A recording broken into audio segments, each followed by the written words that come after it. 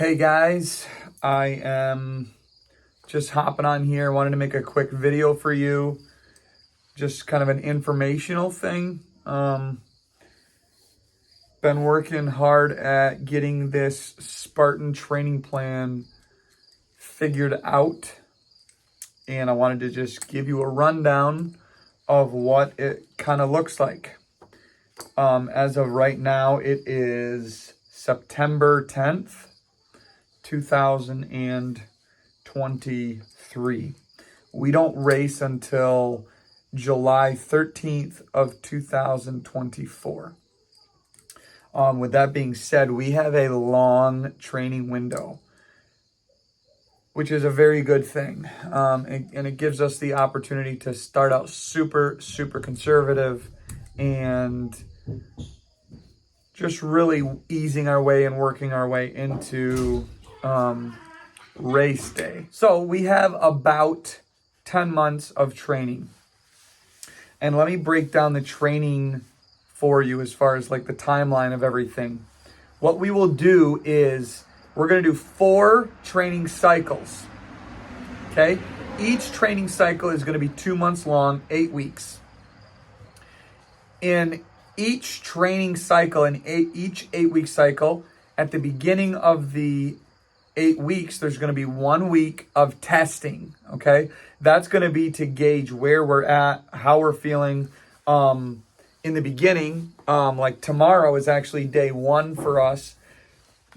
What we're going to do is we're going to be doing an entire week of testing. It's just going to be benchmarks to figure out what are our numbers, what can we complete, how fast are we running, how many push-ups can we get in a certain amount of time. A bunch of these different benchmark things so that we can kind of understand where our fitness level is at. So that's what's going to happen. The first week of each 8-week training cycle is going to be that testing week. That's a week of testing, and it's just going to give us a good idea how quickly we're progressing, and if we're progressing at a rate that's going to be good enough to go and complete this race, be competitive, and have fun and feel good afterwards.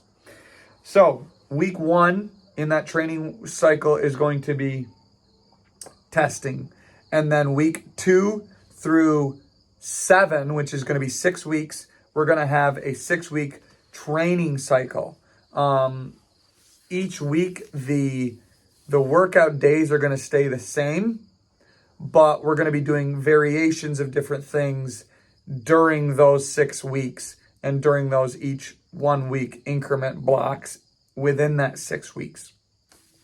At the end of those 6 weeks, which would actually be the end of our 7th week, we're going to be doing a 1-week deload. So our 8th week will be a deload week. And what that will be is basically we're going to ramp back the training volume just to give our bodies a total week of rest. There's going to be a lot of mobility in that week. There's going to be a lot of recovery stuff. It's going to be a lot of walks. It's going to be a lot of slow runs. It's going to be a lot of lower weight as far as anything that we're doing with weights. And then after that deload week, it starts back in with our testing cycle. The reason we want our testing week to be right after our deload week is we want our maximum effort to be able to push. When we're doing those testing, that's like RPE, which is rate of perceived exertion, RPE 9 to 9.5, like full out. You're doing as fast as you can, as much weight as you can, jumping as high as you can, jumping as long as you can. And basically those benchmark workouts are going to either progressively get better or they're progressively going to stay the same, which the goal is to have them getting better. And we're going to know that if we're not progressively getting better, then something needs to change. So that's how that's going to work. So with those 8-week cycles, we're going to have 4 blocks. Okay, we're going to have 4 8-week blocks, those 2-month training cycles. And then at the end, we're going to have a 1 month of race prep. And that's going to be during the month of June. Basically, halfway through June, we'll start our race prep, and that'll be 4 weeks of very intense training. that will be a kind of a tough week for everybody, or a tough month for everybody, because we're going to be super sore, going to be really hard going. And it's going to be prepping for the actual race. So we have to obviously kind of ramp stuff up during that month period and really get after it. And then the 3 days leading up to the race will be very moderate, very easy. We're not going to be doing a whole ton, and we're going to let our bodies recover just like we would during that deload week, and then race day, baby. So that's what it looks like as far as the workouts themselves and all of that stuff. I'm going to be sending out 1 week at a time, the workouts.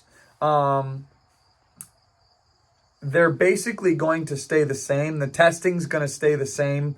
That way we can see where we're at. But the workouts will stay the same. It's just the volume that will go up or down. And there will be some changes in there that I will kind of work in as we go, depending on how people are feeling, how I'm feeling. Yeah. One note that I wanted to send out to you guys first thing is to start out slow with the testing week. Yes, you're trying to see kind of where your fitness level is at. That way we can continue to see the progress. But we're not looking to kill ourselves in the first week with the first testing things that we're doing. Yeah, you want to hit the RPE 9 to 9.5. But if there's something that you realize, hey, I just can't do this, then you need to make notes on your journal that, hey, I was not able to complete the 5-mile run. I just wasn't able to do it. Or if you have to complete it in such a way that gives you the opportunity to walk some of it and just say, hey, my 5-mile run for my testing day on Wednesday took me an hour and a half. That's fine. That's perfectly okay. We just need those metric numbers to start out with so that we know where progression is happening. Anyway, guys, I'm super excited. I'm going to get this message out to you all with the first week of testing, and please take some time to write down any questions that you have, and we'll message back and forth on our texting feed. So I'm super excited, guys. I'm looking forward to Spartan racing with you all. So let's do this.